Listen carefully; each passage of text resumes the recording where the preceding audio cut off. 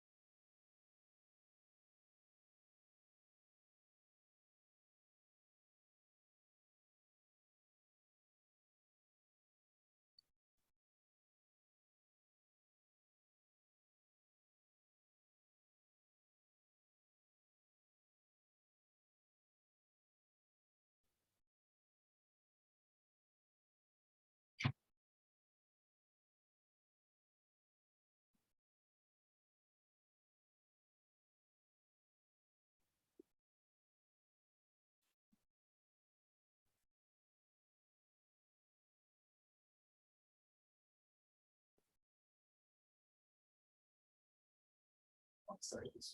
This. Shall we go from there? You should convince me.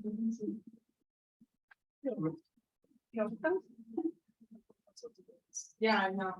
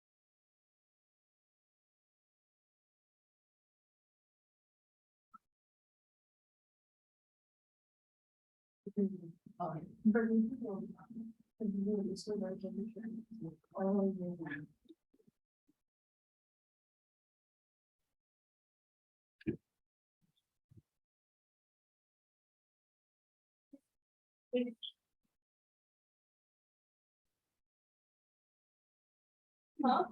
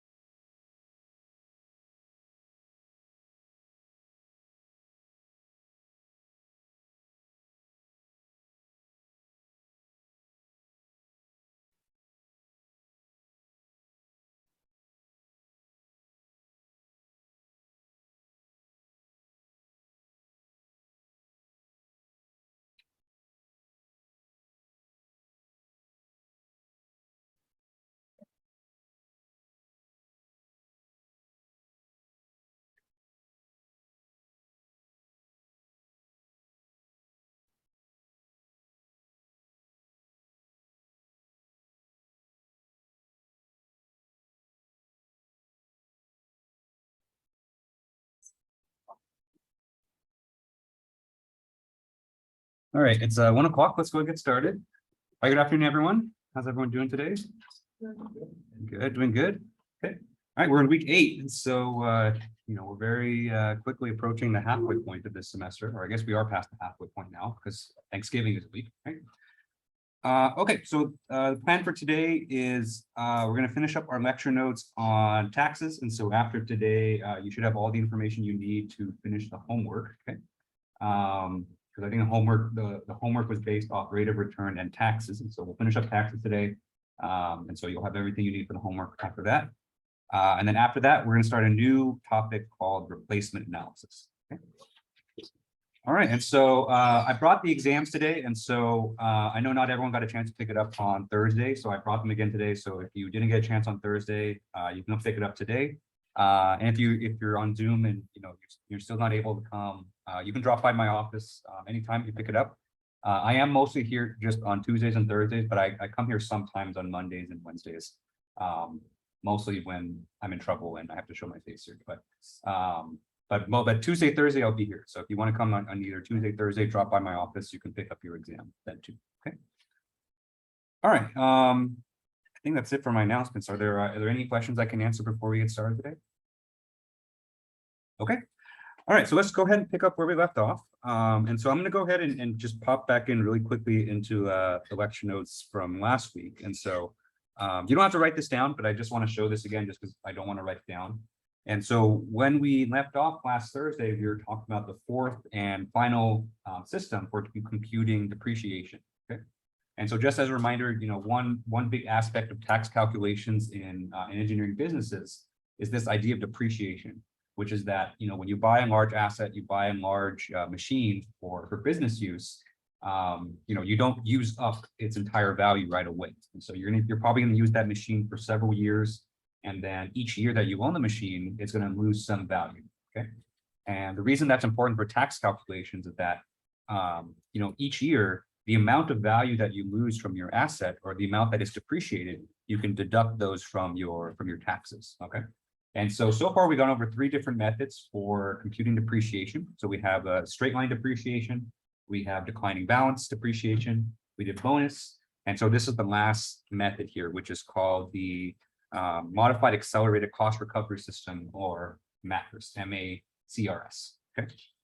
And so the way that MACRS works is that, you know, the first thing you have to do is you have to sort your asset into a particular class. Okay? And so the tax code has all these classes here defined.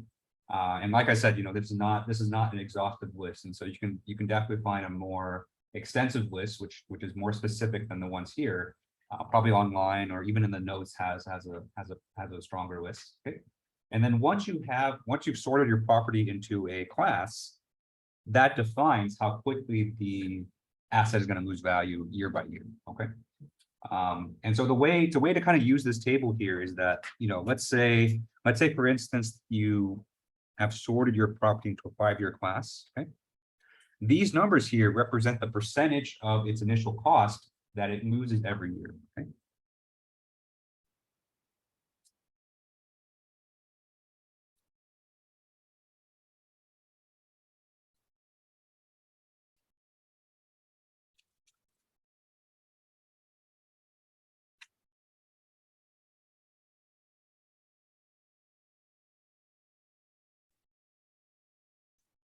Okay. And so, for instance, for a 5-year property here, you can see that in year 1, we lose 20% of the initial cost. Okay. And so let's say that we had an initial cost of, you know, just to make it simple, let's say we have an initial cost of $1,000. Okay. And so in year 1, of the asset's use, you lose 20% of that value. And so the amount that you can depreciate off that $1,000 asset is $200 off that first year. Okay. Okay, and so the next thing I want to do is I want to do an example with this so that you can see MACRS in action together with, you know, the tax calculations. And so just so that you can see how it's done, you know, and then we can compare that to our other methods. Okay. And so I'm going to switch back to the week 8 lecture notes just to keep them organized, because I know this is in week 7. And so I guess before I move back there, are there just any questions on this? Just a recap of last Thursday. Okay, all right, so let's hop back to week 8 and let's do an example. Okay, so this example, we're going to do our after-tax. We're going to compute after-tax present worth, and we're going to use MACRS to form the depreciation. Okay.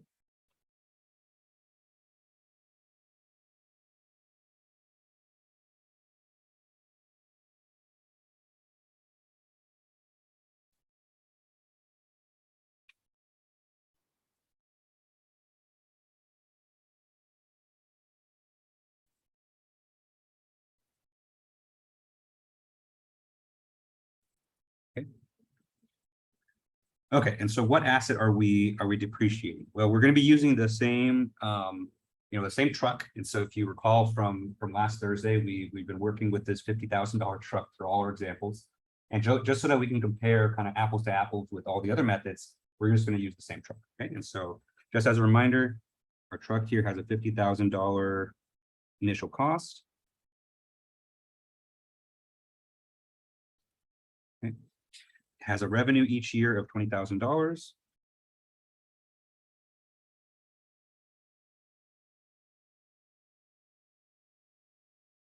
Okay. And then after 5 years, we can salvage it for $10,000.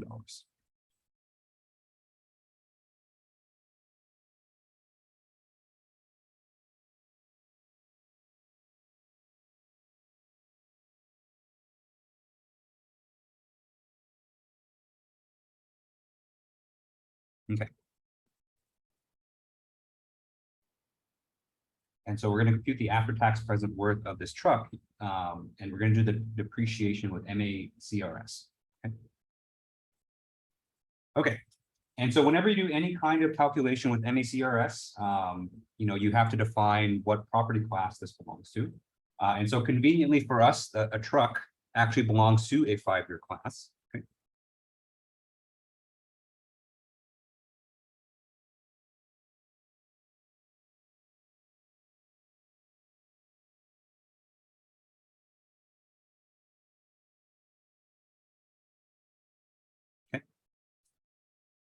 And so we're going to use the numbers in that column, the one that I circled, on the previous notes, to perform the tax calculations. Okay.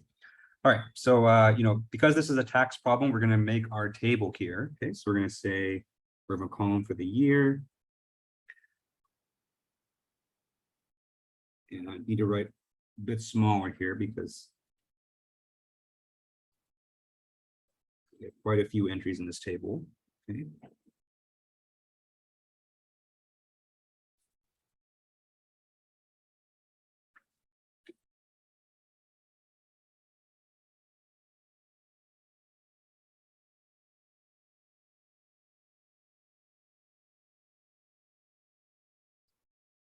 Okay, so it's all column for our taxable income. Remember, our taxable income is our revenue for the year subtracted, and then from that we subtract our depreciation. Okay. Okay. Then we compute the taxes from that.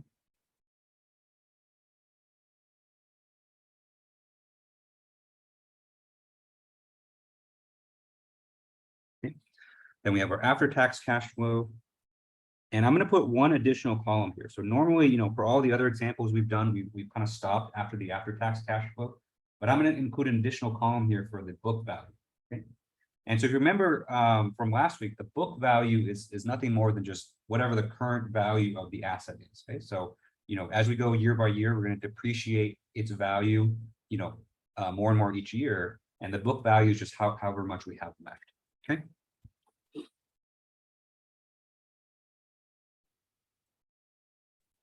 All right, and so since we have 5 years, I'm going to write 5 rows. Okay, so let's go ahead and start. And so remember in year 0, excuse me, the only thing we have is just the initial cost. And so our initial cost is $50,000. And at that point, we don't have to pay any taxes yet because we haven't made any money. Okay, so all we did was just purchase the asset, but we like to include year 0 just for just to make it clear, because when we're computing the present worth, we can't forget the initial cost. Okay, so next I'm going to write the revenue for each year. Since we have all the information in the problem for that. Okay, so remember we make $20,000 each year, and so in years 1, 2, 3, and 4 we make 20,000. And then in year 5, we have our $20,000 revenue, but then we also include the salvage cost. Okay, so we sell the truck at the end of year 5, we get $10,000 for that, and so the total amount of money that we made that year was $30,000. Okay. All right, and so here's where the MACRS comes in. Okay, and so the MACRS is going to take place into this column right here. And so what I'm going to do is first I'm going to write out the percentages from the table. And so if you kind of look back in your notes, you look at the column for the 5-year property, you'll see that in year 1, we take 20% of the initial cost. In year 2, we're going to take 32%. And in year 3, we're going to take 19.2%. And in years 4 and 5, we're going to take 11.52%. Okay. All right. And remember that these percentages are based on the initial cost. Okay. And so this is part of the reason why the MACRS is popular, because you don't, we're going to compute the book value here, but you actually don't need it. And so you don't actually need it to compute these things. And so all you need to do is take a percentage of the initial cost. Okay.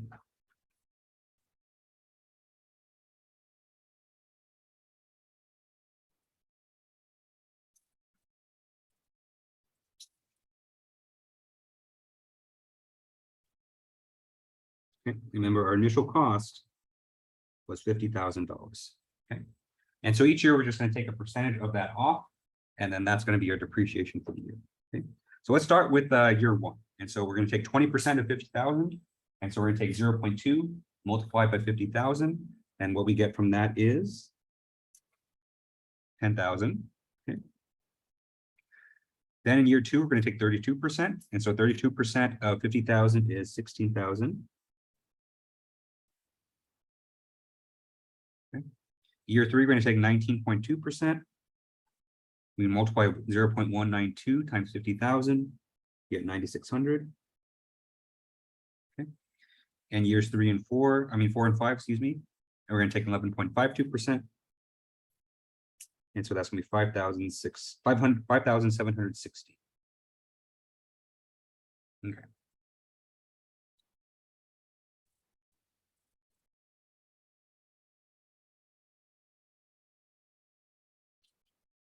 Okay, so that's basically how you compute the depreciation using MACRS. Okay. Any questions on how we got that column of numbers there? Okay.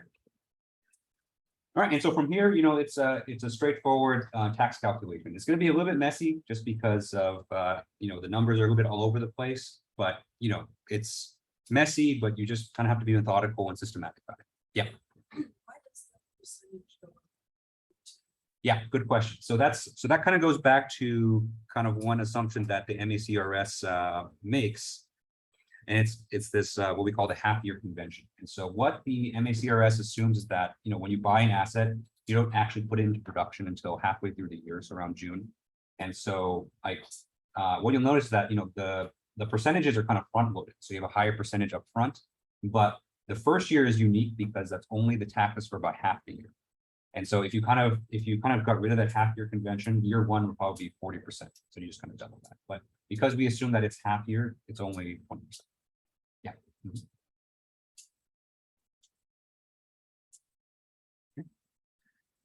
Okay. All right. So let's go ahead and continue. And so now we have the taxable income. So we're just going to subtract our revenue from our depreciation. And so we have 20,000 minus 10,000. So that year we have 10,000. Okay, so we're going to get taxed on $10,000 of revenue that year. Year two, we have 4,000. Year three, we have 10,400.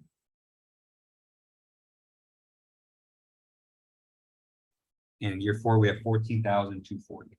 Okay. I'm going to save the fifth year for last because there's something a little bit special we have to do on that year.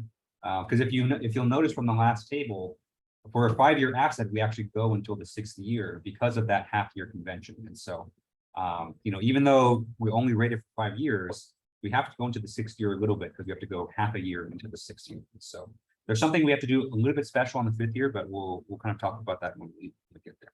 Okay. Okay. Next, we compute the taxes, and I didn't list for this problem, but we're going to assume we just have federal taxes, and so this can be 21% of the taxable income.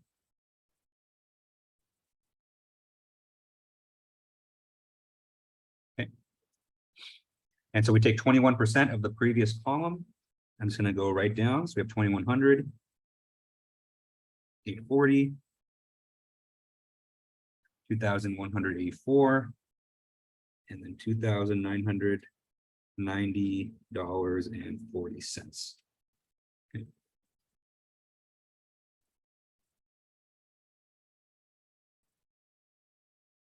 Okay. And so after you compute the taxes, then you can then just subtract that from your revenue. And so you're going to have your before tax cash flow, which is column 2. You're going to subtract the taxes, which we just computed, and that's going to give you your after tax cash flow. Okay. And so in year one, we pay $2,100 in taxes, and so that's $17,900. Year two, we have $19,160. Then it's $17,816. 17,009.16. Okay.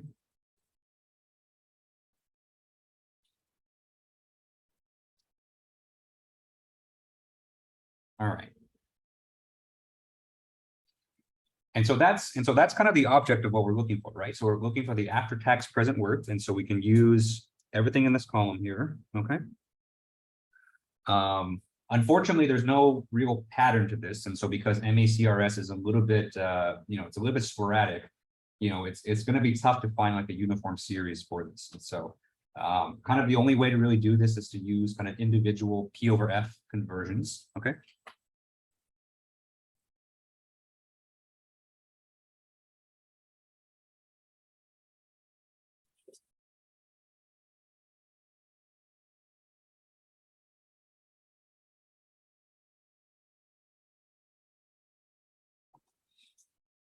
Okay.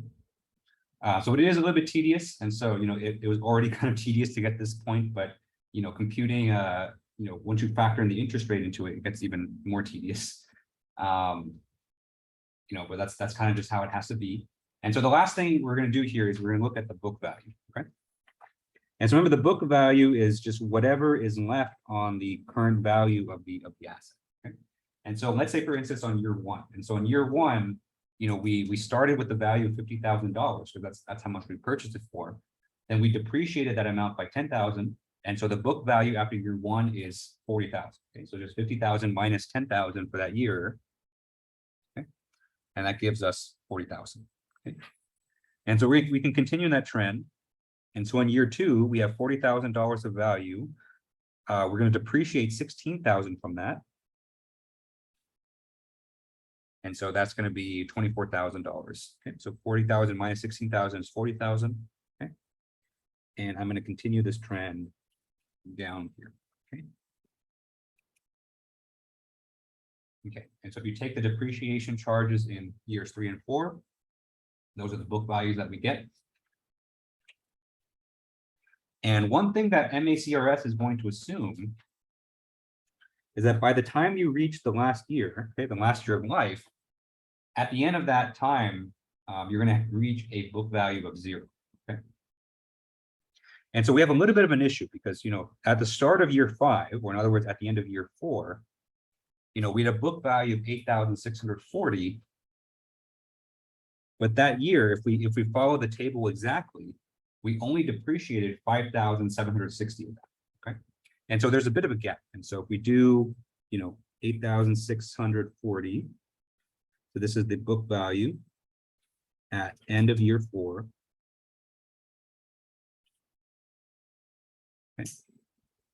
And we have 5,760.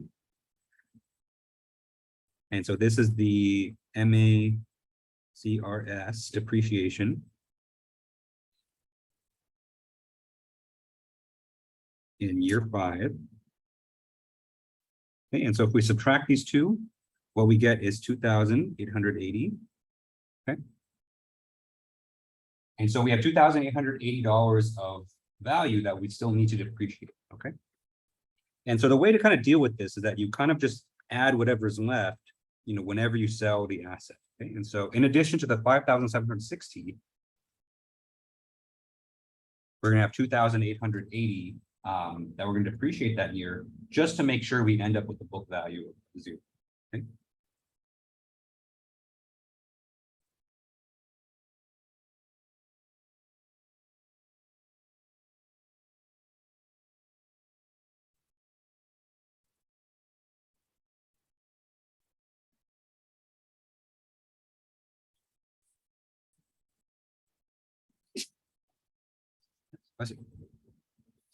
Okay. And so that last year we depreciate a little bit extra. And so if we carry that calculation through, then our taxable income for that year is going to be 21,360. Okay. The taxes that we pay that year is $4,485.60. Okay. And then our after-tax cash flow is $25,514.40. Okay.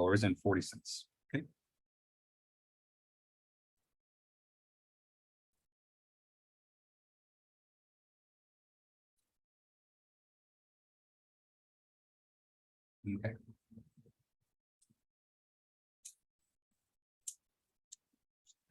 All right, so now our table is complete. So now that we have the after-tax cash flows for every single year, we can go about converting each of them. Okay? And so unfortunately, it's going to be annoying, just like I mentioned. Okay. And so you're going to take each entry in that column there, row by row, and you're going to multiply by P over F. And so for row 1, you have 17,900. You're going to multiply that by P over F. For the interest rate, for N is equal to 1. Then the second row, you have 19,160. And so that's P over F. Interest rate is, I think, what? I think 10%. Okay, so the interest rate is 10%, and then N is equal to 2, and so on and so forth. Okay. And so if you do all that,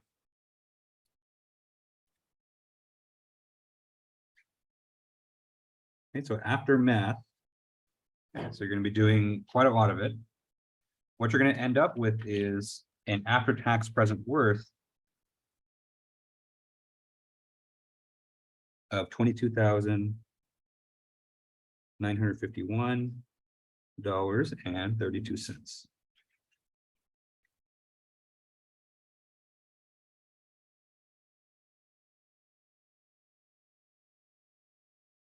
Okay.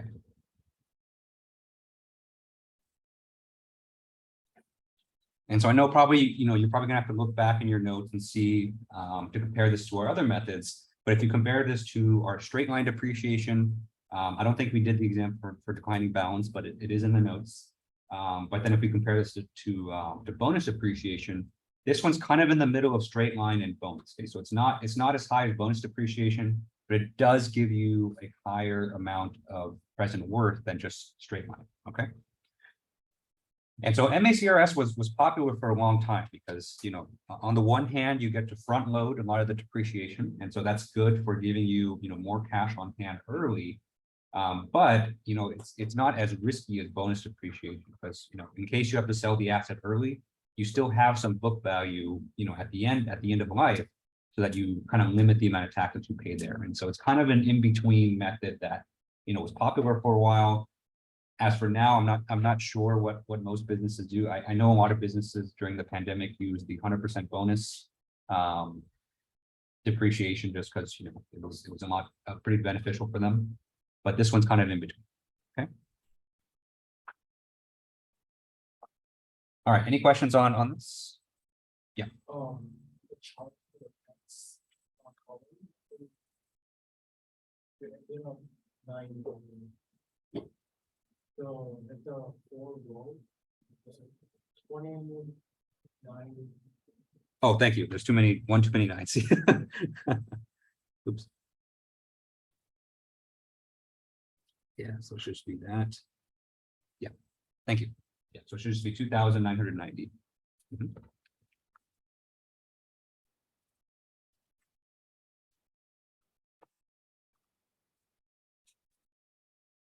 Any other questions on this example here? Okay. All right. So I want to do one more example with taxes, just because I know these problems can be quite involved. And in particular, I want to do an example where you combine 2 different methods. In particular, we can combine partial bonus depreciation with another method.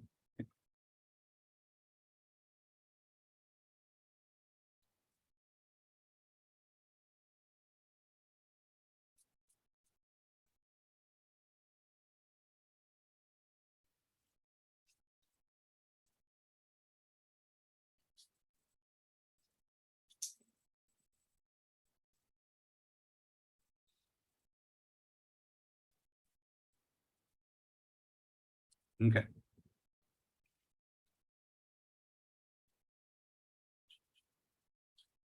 And so another way that you can compute depreciation is that you can have a bonus depreciation. And so you can take a certain percentage of the cost, just take it off the top up front. And then for the rest of the book value, you can depreciate that with another method. Okay.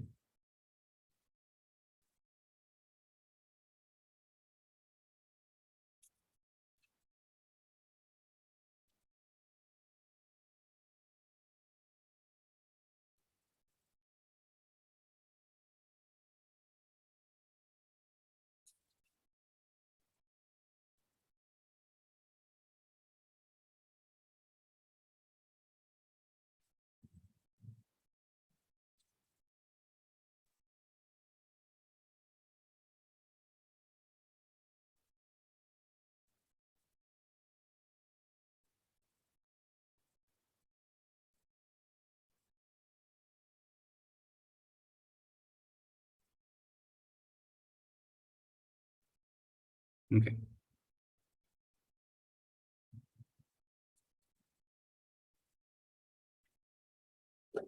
And so what you end up with is, hopefully something that is, beneficial for the company. So you can kind of hedge against, maybe you want a lot of value up front, but then you still leave some book value there to, to hedge against any risk.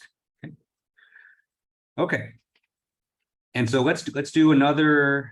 Let's do a different example. So we're going to ditch our truck. So we kind of used that truck 4 times now, and so we're going to do a different example now. Okay.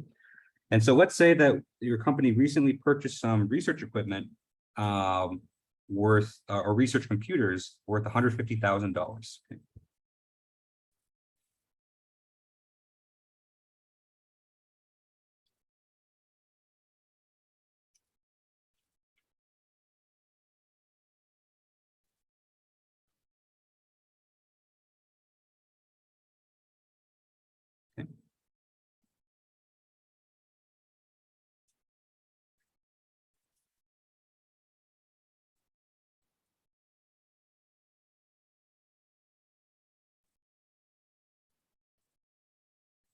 Okay, and so the work that you do on these computers, and so let's say that they all run SolidWorks, okay, and so the amount of work that they produce in terms of designing parts is expected to produce about $50,000 of revenue each year. Okay.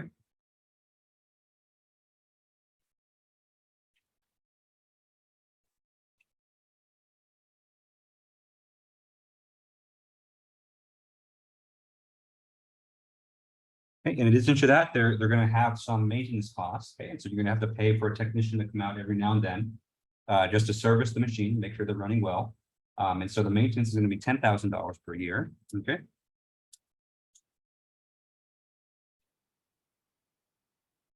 Okay. And so that's the raw numbers for the computers. Okay. And so we're going to do a combined bonus depreciation and MACRS for these machines. Okay.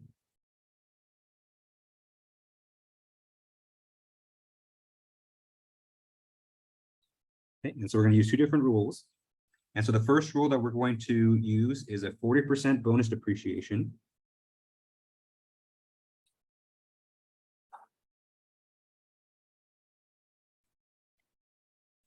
Okay.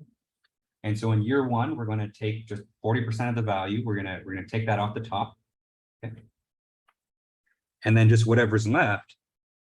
And so after we do the bonus depreciation, that's already going to take off a large percentage of the value for the computers. And then for whatever's left, we're going to use MACRS for that. Okay.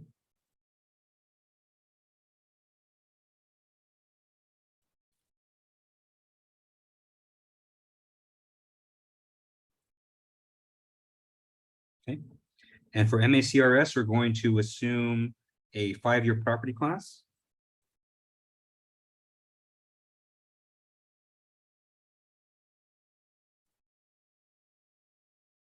Okay. And in addition to that, we have a salvage value, and our salvage value is going to be $25,000 after 5 years.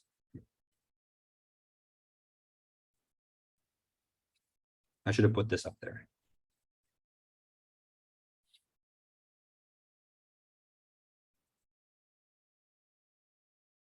Okay.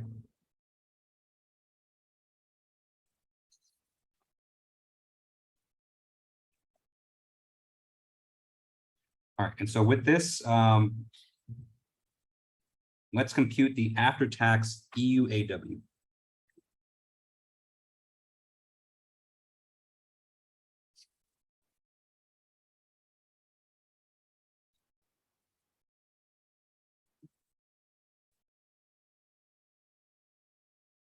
Okay.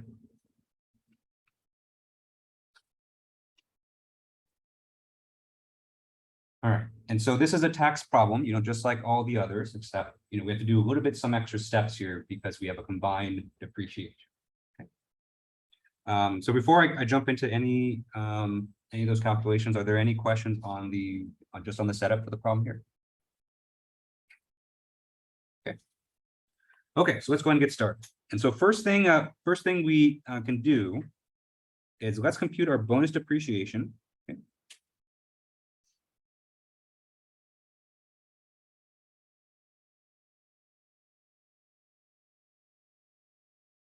Okay, and so we have a 40% bonus, and so we're going to take our initial cost here. We're going to multiply it by the bonus depreciation, which is 40%. And so we get a bonus depreciation amount of $60,000. Okay. And remember, the way bonus depreciation works, this is just going to be a flat depreciation charge at the end of year one. Okay.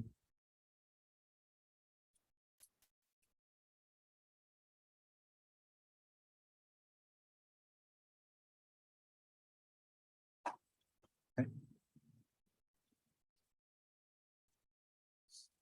And so right away, year one, we're going to take off $60,000 just from the bonus. Okay. Okay. And the rest we're going to do with MACRS. Okay. And so with MACRS, you know, if we subtract the 60,000, what we're left with is 90,000. Okay.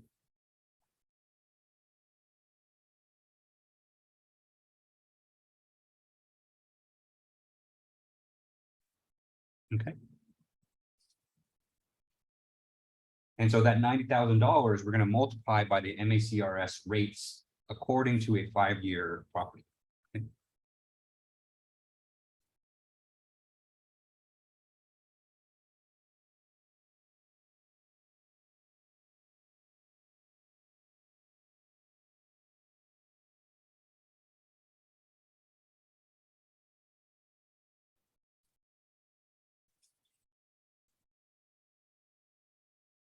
Okay.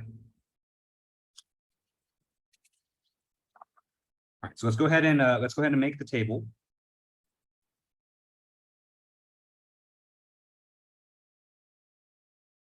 Okay, so we're gonna have a column for the year.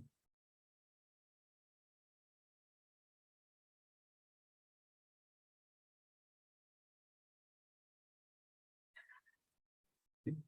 Then we have a column for the before tax cash flow.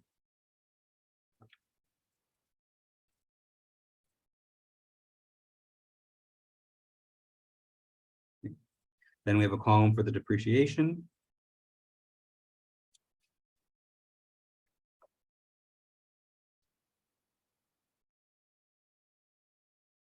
Okay. Then we have a column for taxable income. You have a column for the taxes.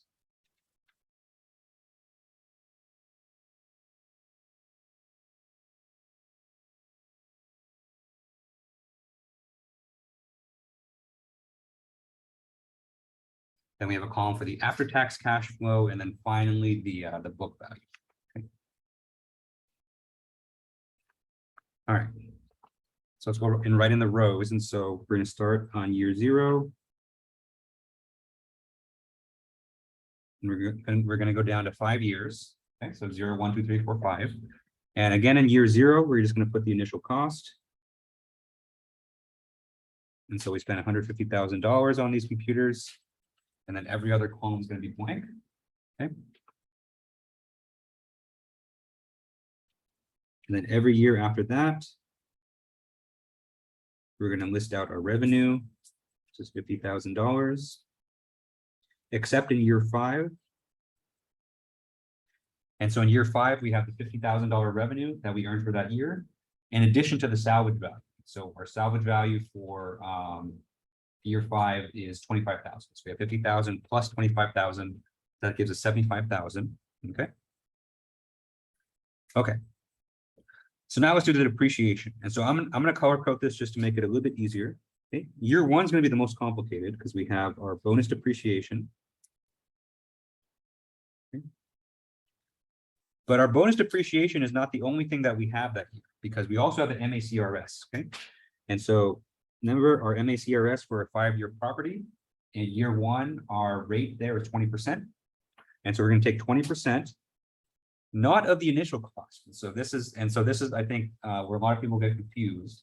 And so when you're combining MACRS with bonus depreciation, you multiply the rates by whatever's left after the bonus. Okay? And so you're not going to multiply 0.2 times 150,000. You're going to multiply 0.2 times 90,000.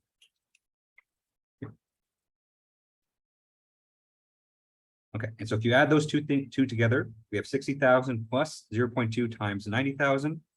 And what we get from that is 78,000. Okay.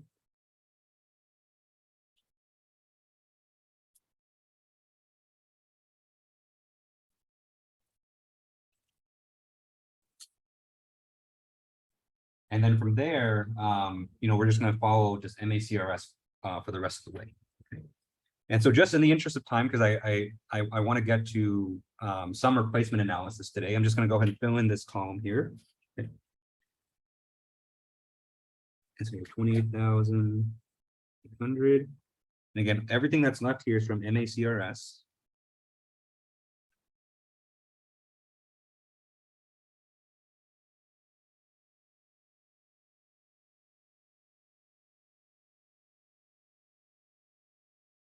And that last year, we're going to have some leftover book value. And so it's going to be plus 11,184. Okay.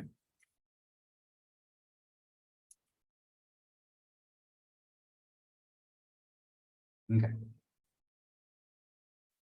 Next, we have our taxable income. And so normally what we do for taxable income is we take our revenue for that year and we subtract out our depreciation, right? And so for this case, it'll be for the first row, it'll be 50,000 minus 78,000. Okay. But for this particular problem, we had one extra component here. And so we can't forget that in addition to the revenue that we're getting, we also have to pay for maintenance. And so the maintenance here is $10,000. Okay. And because this is a maintenance cost, remember, we can characterize this as a necessary expenditure for running our business. Okay.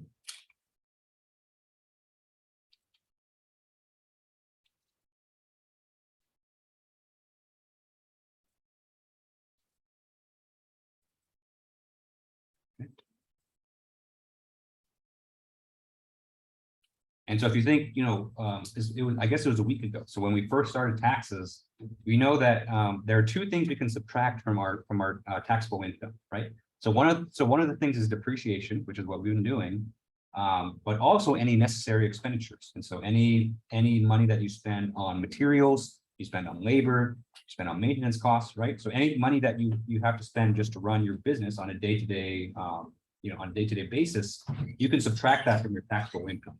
Okay. And so for the taxable income here, we're going to take our before tax cash flow, we're going to subtract our depreciation, but we're also going to subtract an additional $10,000, okay, because this comes from the maintenance. Okay. And so if we factor that in, this is the amount that we get. And so taxable income here is minus 38,000 over that first year. Then we have 11,200. Then 22,720. 29,632. And then 43,448. Okay. All right. And so from there, we can compute our taxes. And so our taxes here are just going to be 21%. 21% of our taxable income.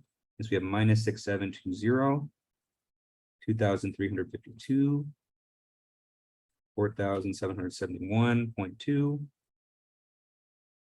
6,222.72, 9,124.8. Okay.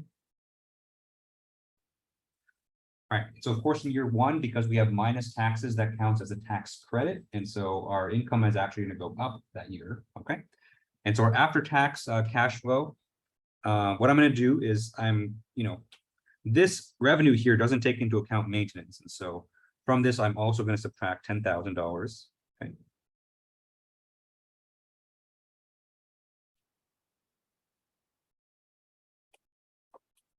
Okay, and so we take our initial revenue, which is 50,000, we subtract 10,000 from that because of the maintenance.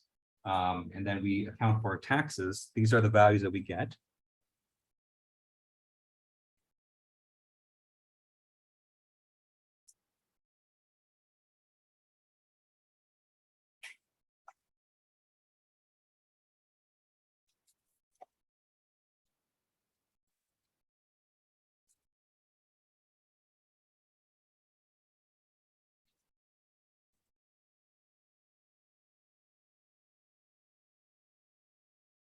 Okay.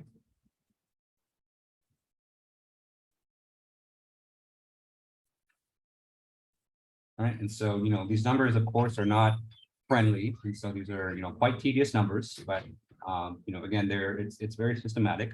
And like I mentioned on, I think last Thursday, feel free to use a spreadsheet program, either Excel, Google Sheets, to make this, just to make organizing this a bit easier, just because, otherwise, it is quite tedious. And actually, I think for this one, I've actually made a couple mistakes, just kind of looking at the numbers real quickly. And so, definitely check your numbers. I think it's very easy to kind of have the numbers go awry after this. Okay. All right, and so last column here, I'm just going to write in the book values. And so after the first year, we have 72,000.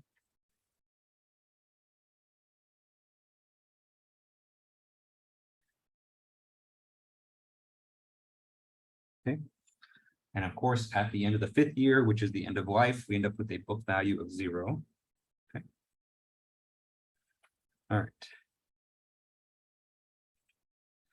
And so just like we did in the previous example, we're going to take our column here for our after-tax cash flow and perform a very tedious cash flow conversion.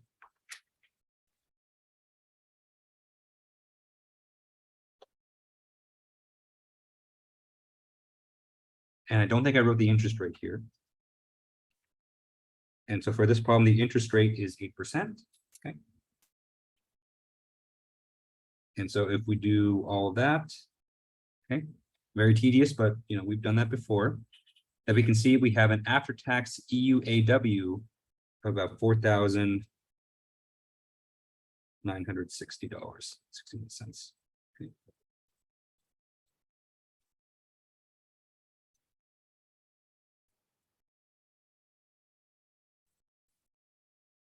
So it's not that much. And so, once you consider all the taxes and all the maintenance that we had to do, together with the initial cost, which was actually quite high for this case, we actually don't make that much money off this computer system. Okay. All right, any questions on this example here?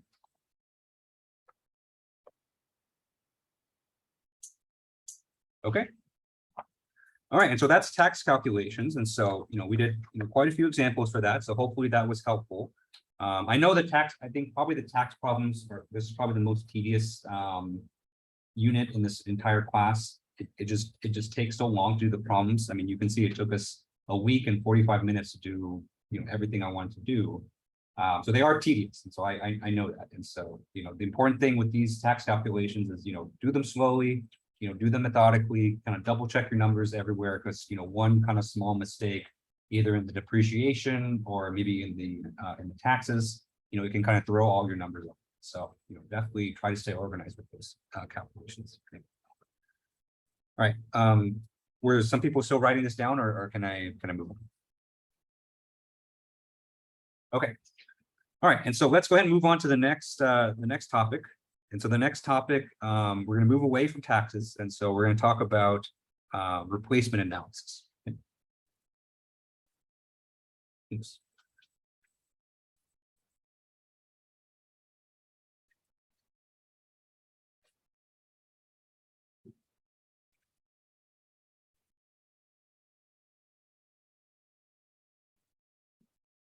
Okay. All right, so replacement analysis, I think, is one of the more interesting topics that we're going to cover here. And it's kind of all centered around the idea of, when should a company replace one of its assets or one of its machines, okay?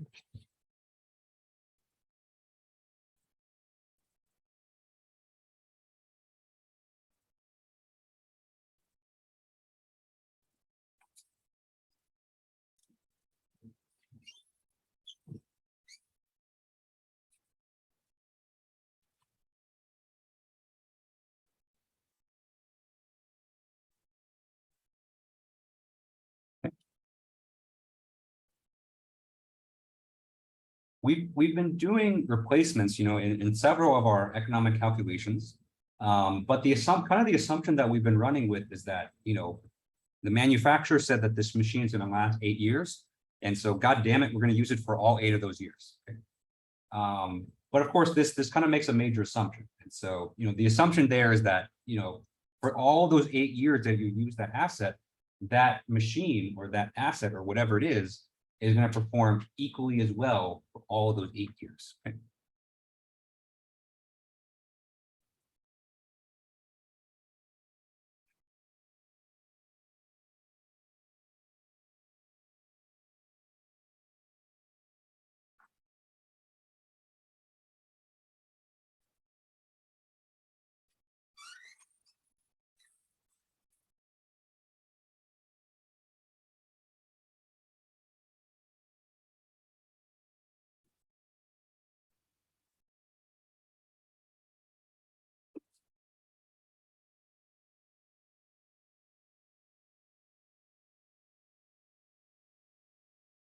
Okay. And so there have been some exceptions to this. And so we have done examples where we've added gradients to a maintenance cost. And so we say that, we bought this asset and the maintenance cost is going to cost this much in year 1, but then each additional year that we keep it, it's going to cost more and more to maintain it. Okay, so we have kind of looked at this a little bit. But then on the other hand, we have to look at performance, right? And so, anyone that's driven a car knows for sure that, the car behaves very differently compared to when you bought it versus, 15 years down the line when you're still trying to drive it and avoid buying a new car. Okay. And then there's also a lot of unexpected events too. And so, just kind of piggybacking off the car example again, you might have to, go bring it in for some, some heavy maintenance. Okay. Actually, just a couple of weeks ago, the water pump in my car started leaking, and I had to bring it to our mechanic, and he took a week and a lot of money to fix it. Right. And so at that point, I'm thinking, I've owned this car for 10 years now, and so is it going to be worth it to fix this car? Or is it more worth it to try to buy a new one? Okay, so replacement analysis, we're gonna talk about it within the context of of companies, but this is something that you can apply towards your everyday life too. Okay. And so I've underlined a specific term in this blurb here called useful life. Okay. And so the useful life, that's kind of what we've been using for up to now. That's how long an asset can still be used. Okay.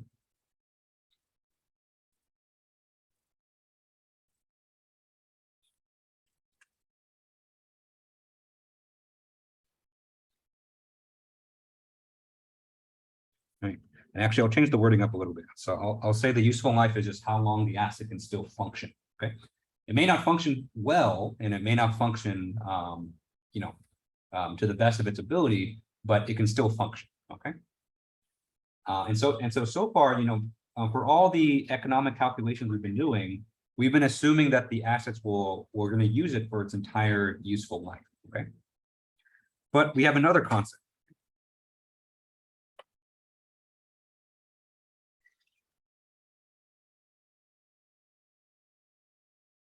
And so besides useful life, there's this concept of what we call economic life. Okay. And so the economic life is the amount of time that an asset can be that an asset should be used to maximize its cash value.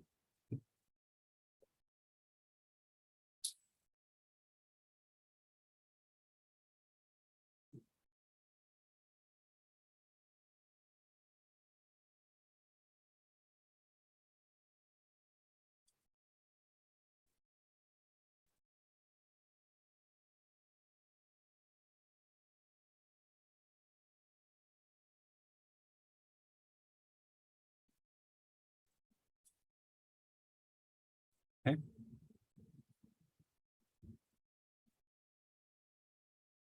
And so a lot of times these two aren't aligned. And so, I think kind of the general inclination for a lot of people is to just use something for as long as you can, because, if you think buying a new one is going to cost a lot of money. But what we'll see is that there actually are situations where you actually save money by purchasing a new asset rather than continuing to use an old asset that may not perform as well, and is going to cost a lot of money just to maintain. Okay, and so that's kind of what this unit is all about. Is having an asset and taking a look at its its maintenance costs, performance, and all that, and then making a decision on when's the best time to replace it. Okay. Any questions on this so far?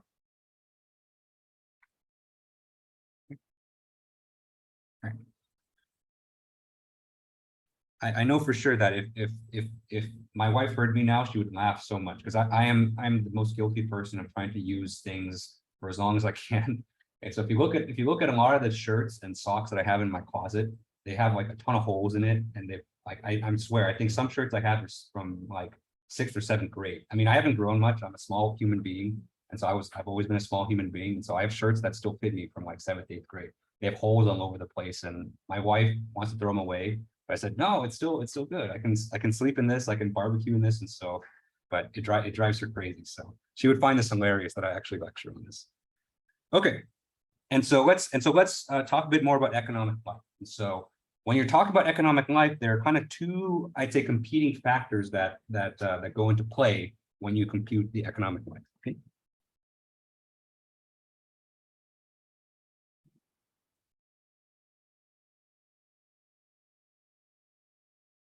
Okay.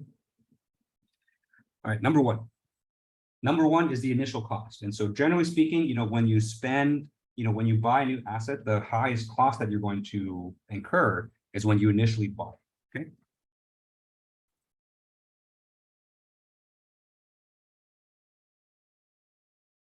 Okay. And so generally speaking, for an asset with a high initial cost, it's going to be more economically beneficial to keep it for as long as possible. Okay. And so the way I like to think about it is that, the higher initial cost, the longer that you use it, you kind of spread that cost out over many years. Okay.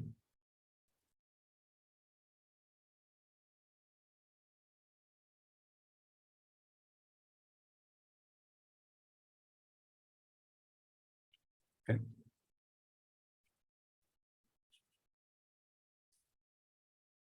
And so, just from the considering the initial cost, it's more beneficial, the longer you keep it, the more value you get out of it. Okay. All right. But competing with this is, the fact that the longer you keep an asset, the maintenance costs are going to increase and the performance is going to decrease. Okay.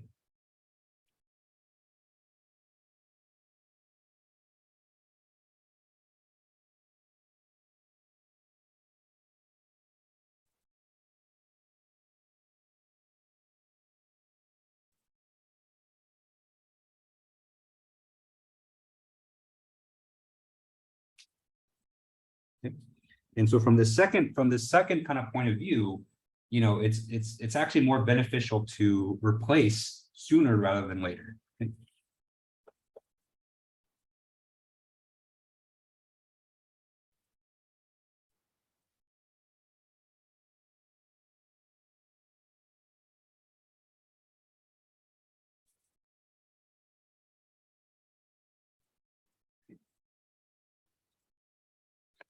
And so, of course, these two factors are competing. So on the one hand, you said, I spent a lot of money on this, I don't want to buy a new one because it's going to cost me a lot of money. But on the other hand, once the maintenance cost gets too high and the performance gets too low, it kind of becomes not worth it to keep it. Okay. And so these two competing factors, in the end, you need to find kind of a right amount of time that's going to balance these two. Okay.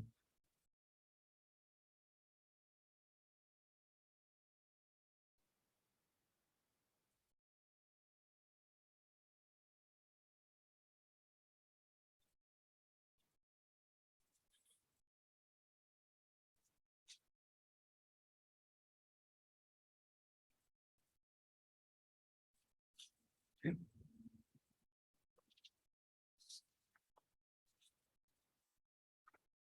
Okay, and so the way that we compute this is that we actually use annual cash flow analysis to determine this. Okay, because what we're interested in knowing is, what's the minimum amount of yearly cost of ownership. Okay.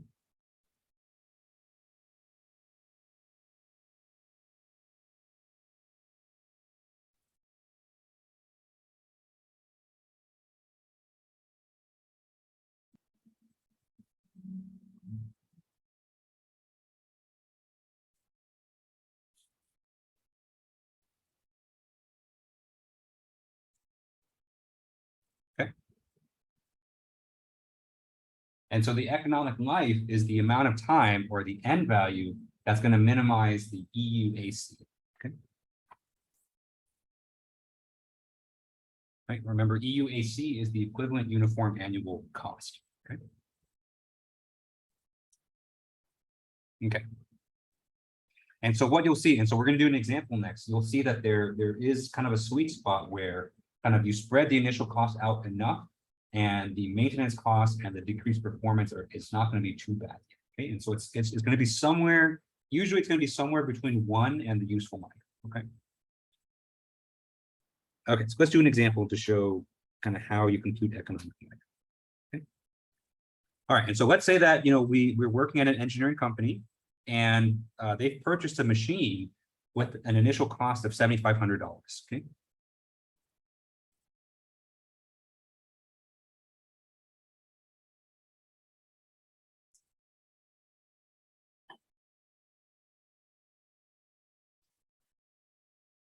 Okay. This particular machine has a useful life of 10 years.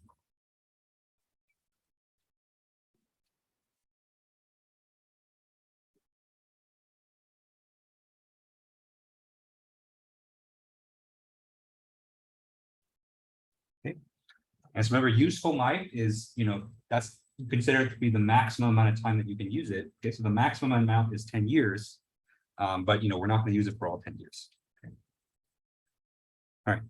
And so the maintenance costs for this machine is going to start at $1,200 for the first year.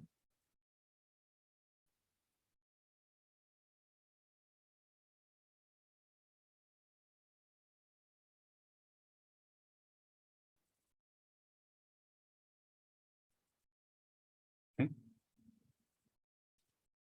But each year after that, and so in the second year, third year, fourth year, the maintenance costs are going to increase by $900 per year.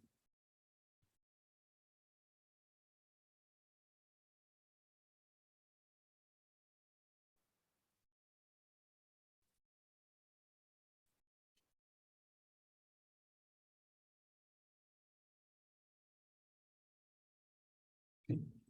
So we have a pretty aggressive increased maintenance in this case. Okay. All right, and so if we assume, so let's assume an interest rate of 8%. Okay. Let's determine what the economic life of this part is, as well as the minimum EUAC.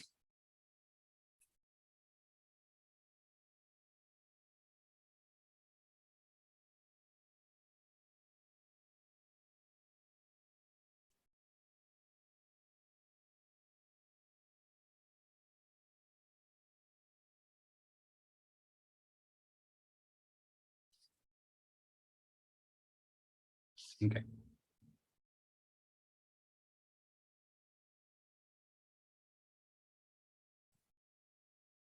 All right. Let's go ahead and do this. Okay. And so remember, the economic life is the amount of years or the end value where the EUAC is minimized. And so first thing we're going to do is let's come up with an expression to compute EUAC.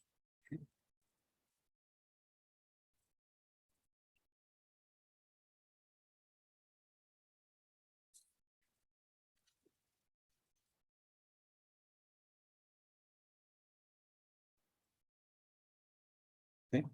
And so if you recall from annual cash flow analysis, EUAC, all that means is that we're going to take every cash flow in the problem and convert it to a uniform series. Okay. All right, and so our formula for that is going to be, we have EUAC. This can be equal to, first thing we're going to have is the initial cost. And so the initial cost is $7,500. Okay. Right. And so to convert this to a uniform series, we need an A over P conversion. Okay. Oh.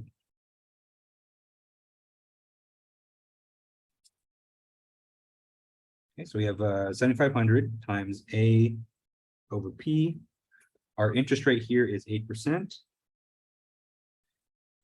And we're gonna compute this for different values of N. And so we're gonna leave N as an unknown. Okay. Okay. Next, we have the starting maintenance cost. And so the starting maintenance cost is $1,200.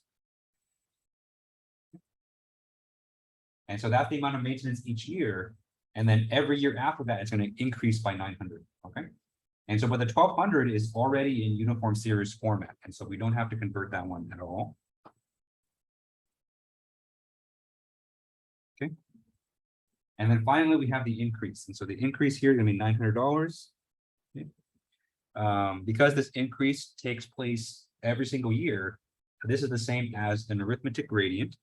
And so we're to convert this, we're going to do an A over G, 8%, and N. Okay.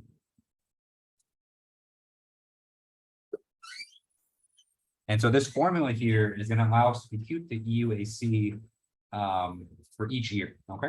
And so the way these problems work is that, we're going to make a table again. And so we're going to make the table and list it from years 1 through 10. Okay. So since this part can last up to 10 years. And we're going to compute the EUAC for each of those years and find a year where it's minimum. Okay. All right, so let's go ahead and make that. Okay. And so the first thing we're going to do is we're going to make a column for the years. Okay. And so we have 1, 2, 3, 4, 5, 6, 7, 8, 9, 10. Okay. Right. And so technically, since you have that formula up there, you only need to make another column for the EUAC. What I'm going to do is I'm going to make separate columns for the initial cost, a separate column for the maintenance, and a separate column for the increase as well. Okay. Just so that you can kind of see the trends. Okay.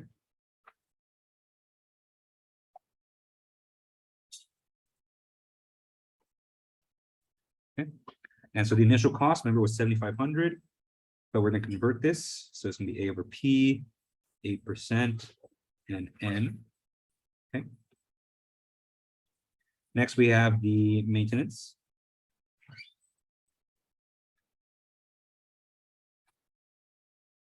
Okay. And so the maintenance actually just needed flat $1,200. And so we don't need to do anything there.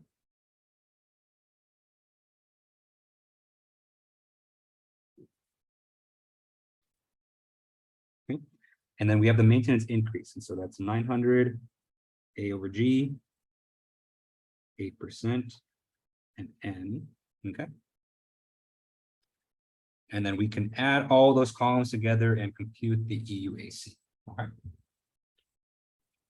All right. So again, because we have the formula up there, you don't have to have the 3 middle columns. And so, you can just compute the EUAC. And that'll give you the answer. But just because this is our first time, and even, for all the other examples we're going to do, I think it's useful to have these as well, just so that you can kind of check your work. Okay?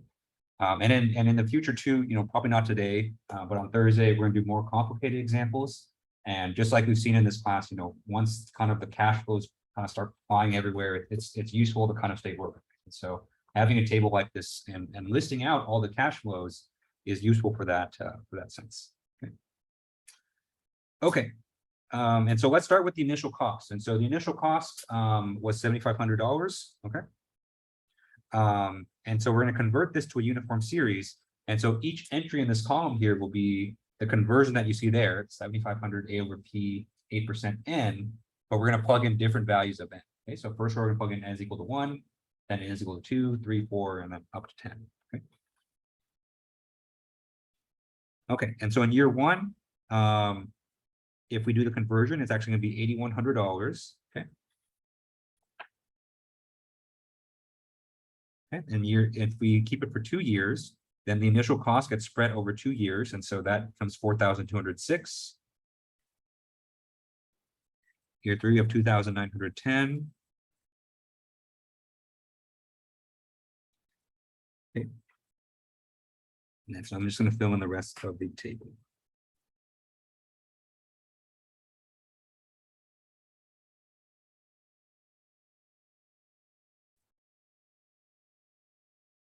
Okay.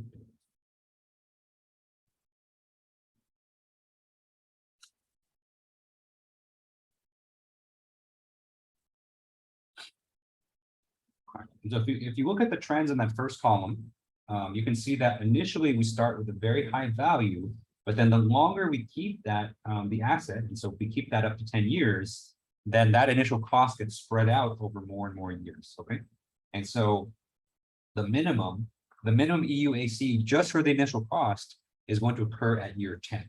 Okay, and so we use this machine for all 10 years, then we get kind of the maximum value of the initial cost.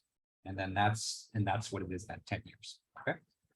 And so that's why I kind of separate these out. So you can kind of see these trends and kind of see that they kind of match up with kind of what we intuitively believe will happen, you know, from this case. Okay.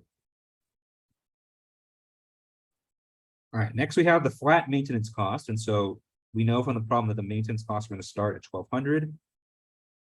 And that is going to be the same every single year.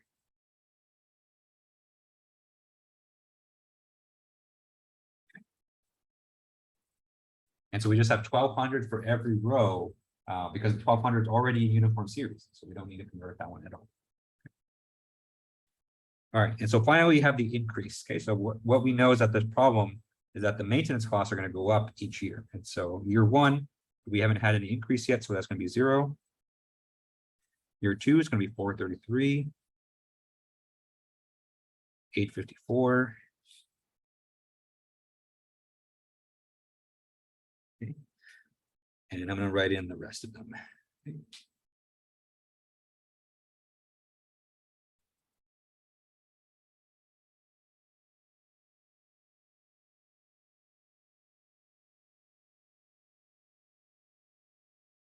Okay.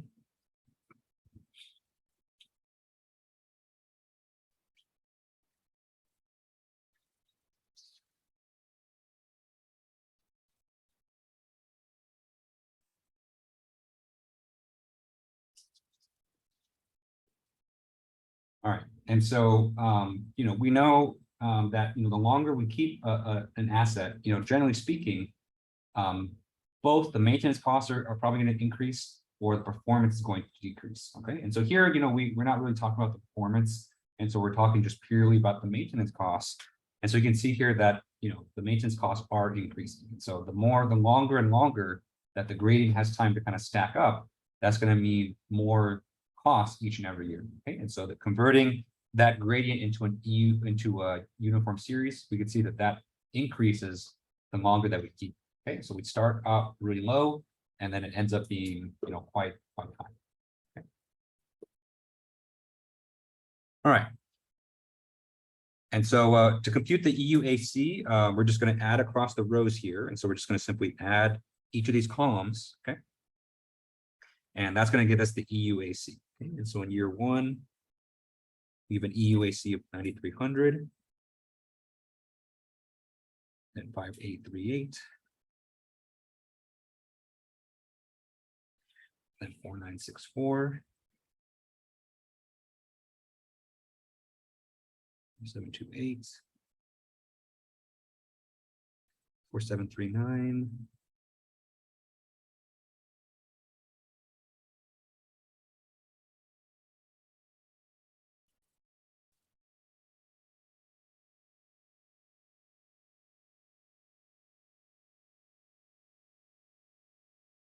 Okay.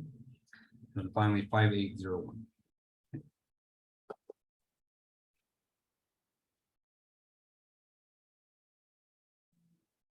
All right, and so, you know, what that column represents is that if we keep this asset for, you know, the amount of years that's specified in that row, that's kind of the equivalent amount that we're paying each year to keep that machine, to buy, keep, and maintain that machine. Okay. And so what we're going to do now is we're going to look and see which row has the minimum EUAC. Okay. And so if we look at the entries in this table right here, we go through kind of each one, we see that the minimum EUAC happens in year 4. Okay. And so 4,728, that's the minimum amount. And so what this tells us is that the economic life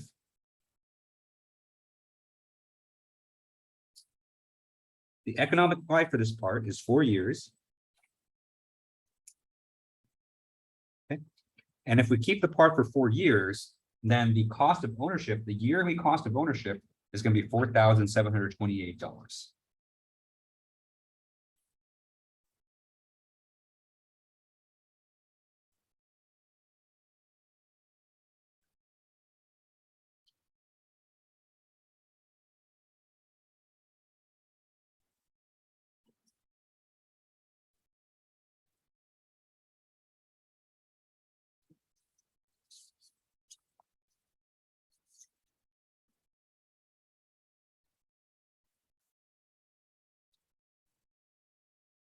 Okay.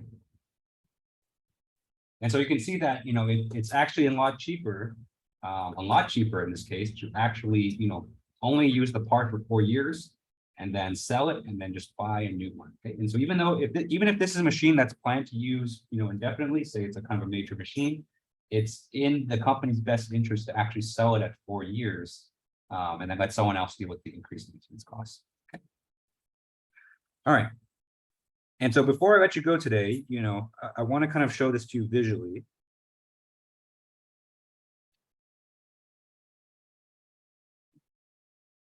And so if you were to plot the EUAC against the number of years of ownership, okay, what you're going to see is what I like to call like a bathtub plot. Okay.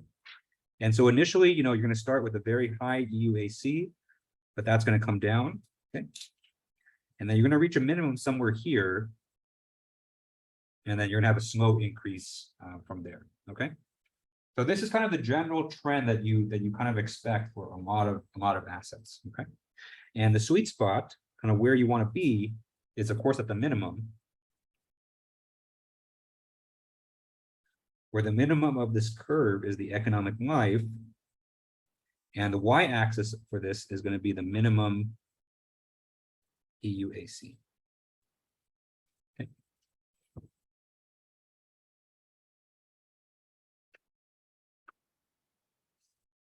All right, any questions on this example or just economic life in general? Okay, all right, so that's all the time we have for today. And so I'll go ahead and stop it here. If you want to pick up your exam, I have them here up here, so you guys can get it. And of course, like I said at the beginning, if you're on Zoom, you can come to my office, Tuesday, Thursday to come pick it up. Or you can just let me know and we can find a way, I can find a way to get you your exams. Okay. All right. So thank you guys for coming today. I hope you guys enjoy the rest of your day and I'll see you guys on Thursday.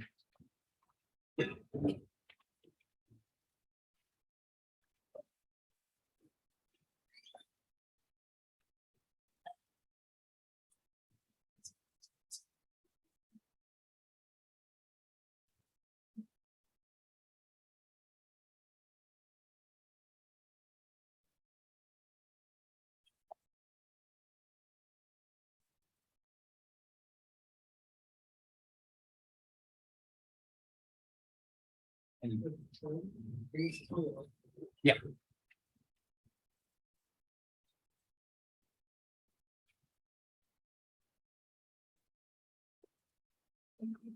Mhm.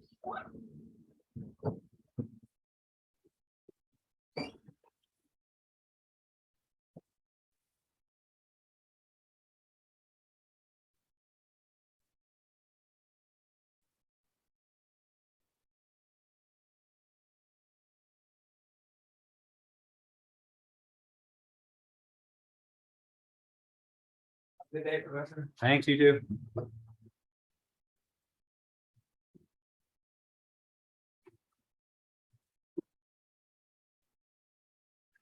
Any final questions from Zoom before I close it up?